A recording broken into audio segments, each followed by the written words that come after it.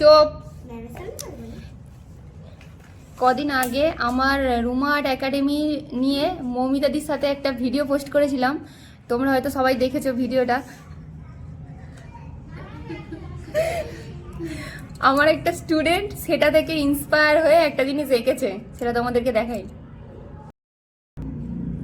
এই যে এটা হচ্ছে মৌমিতাদি, এটা হচ্ছে ম্যাম বানানো আবার ভুল, যাই হোক এটা হচ্ছে আমি আর এটা মৌমিতাদি।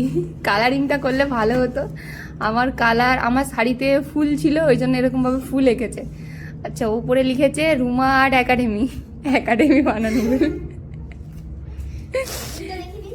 যাই হোক ঠিক আছে, বাচ্চা মেয়ে বানান ভুল করেছে তো কি হয়েছে, কিন্তু খুব সুন্দর এঁকেছে।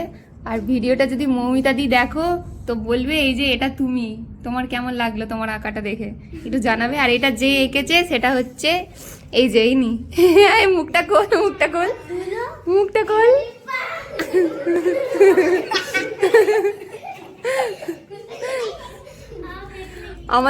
আমাদের ভিডিও দেখে ইন্সপায়ার হয়ে এঁকেছে। আই কাঁদছিস নাকি রে?